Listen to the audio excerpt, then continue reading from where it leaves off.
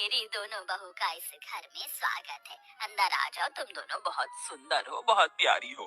केसरी ऐसा सोचकर अपने मन में सोच रही होती है। अब मेरी दोनों बहू आ गई हैं, इस घर को अच्छे से संभाल लेंगी जैसे कि मैंने संभाला है। ऊपर से अब ठंड में मुझे काम भी नहीं करना पड़ेगा। जैसा मैंने सोचा था उससे भी बहुत सुंदर है मेरा ससुराल। अपना ससुराल देखकर तो मुझे इतनी खुशी हो रही है कि बस क्या बताऊं, मेरी तो सारी ठंड भी भाग गई। यहाँ तो किसी चीज की कमी ही नहीं है। सच कहूँ तो बहुत सुंदर लग रहा है ससुराल। पहले तो मैंने बहुत गरीबी देखी है, लेकिन ससुराल में किसी चीज की कमी नहीं होगी क्योंकि सब बढ़िया है। दोनों बहू के चेहरे पर मुस्कान थी। तुम दोनों बहुत थक चुकी होगी और तुम्हें ठंड भी लग रही होगी। चलो मैं तुम्हें तुम्हारे कमरे में छोड़ आती हूँ, उसके बाद तुम्हारी पहली रसोई की रस्म करेंगे। केसरी ऐसा कहकर अपनी दोनों बहू को उनके कमरे में लेकर जाती है, जहाँ दोनों बहू थोड़ी देर आराम करती हैं। कुछ ही देर में केसरी उनके पास आती है और उन्हें पहली रसोई की रस्म के लिए बुलाती है। तुम दोनों ने आराम तो कर ही लिया होगा, चलो पहली रसोई की रस्म भी कर लेते हैं। केसरी ऐसा कहने के बाद दोनों बहू को ठंड में रसोई में छोड़कर बाहर चली जाती है। थोड़ी ही देर में फिर से वो दोबारा आती है। मुझे माफ कर देना, मैं तो तुम्हें सामान निकाल कर देना ही भूल गई, अभी देती हूँ। केसरी रसोई में आकर एक कटोरी लेती है और उसमें 6 चम्मच चीनी डालती है, 2 गिलास दूध निकाल कर रख देती है और साथ में 2 कटोरी चावल निकाल के डोंगे में रख देती है। ये रहा सारा सामान। अब तुम अच्छी सी स्वादिष्ट खीर बनाकर सभी के लिए मीठे में लेकर आ जाना। केसरी इतना कहकर रसोई से बाहर चली जाती है और दोनों बहू एक दूसरे की तरफ देख रही होती है।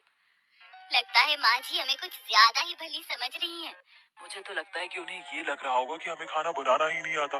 चलो कोई बात नहीं, हम अपने हिसाब से बना लेते हैं। ज्यादा बनाएंगे ताकि रात को खाने को मिल जाए। खाने के बाद कुछ मीठा अच्छा लगता है।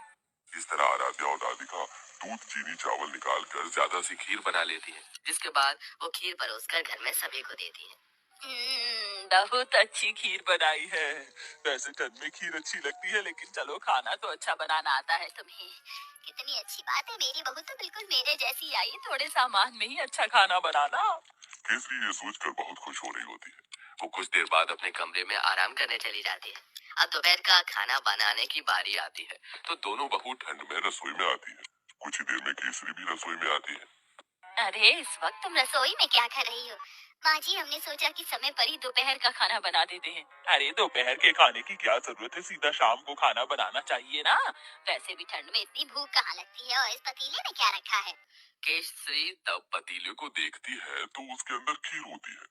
हे भगवान, इतनी सारी खीर! तुम दोनों ने इतनी सारी खीर कैसे बना दी, जबकि मैंने तुम्हें सिर्फ 2 कटोरी चावल दिए थे, 2 गिलास दूध दिया था। अरे माँ जी, हमने ज्यादा इसलिए बना ली थी ताकि हम रात तक आराम से खीर खाते रहें। हे भगवान, तुम्हारा पेट है कि कुआं? आज के बाद ऐसा बिल्कुल नहीं होना चाहिए। जितना मैं सामान दूंगी उतना ही बनेगा। ठंड में इतना खाना कोई नहीं खाता। लेकिन माँ जी, लेकिन कुछ नहीं। इस घर को चलाना है या घर की बर्बादी करनी है? आज से ही अपने कान में आटा लगा लो, फिर ये गलती नहीं होनी चाहिए। राम राम राम, इतनी सारी खीर देखकर कहीं आज मुझे हार्ट अटैक ही ना आ जाए। ऐसा बोलते बोलते केसरी अपने कमरे में चली जाती है और दोनों बहू ठंड में कांपते हुए एक दूसरे को देखती रह जाती है। फिर आती है रात को खाना बनाने की बारी। तो रात को जब खाना बनाने दोनों बहू ठंड से कांपते हुए रसोई में जाती है, उनसे पहले वहाँ केसरी मौजूद होती है। उसने पहले ही सब कुछ गिनती करके निकाला होता है। देखो बहू, ये 1 बैंगन है, 4 आलू हैं, साथ में मैंने आटा निकाल कर रख दिया है। इस आटे में से केवल 10 रोटी बननी चाहिए। 2 मेरी, 4 तुम दोनों की और 4 दोनों मेरे बेटों की। ऐसा कहकर केसरी रसोई में चली जाती है। इस तरह दोनों ही बहू कंजूस सास से बहुत ज्यादा परेशान हो जाती है। रोटी बनाते बनाते आखिरी में 10 रोटी के बाद एक लोई रह जाती है। दोनों बहू वो भी बना देती है। तो इस बात पर भी केसरी उन्हें खूब सारी बातें सुना रही होती है।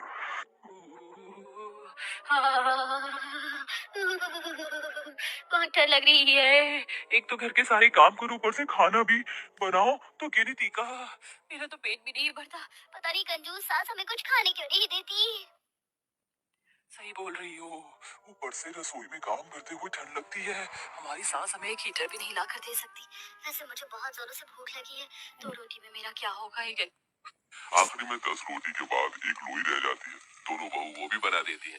तो इस बात पर भी केसरी उन्हें खूब सारी बातें सुना रही होती है।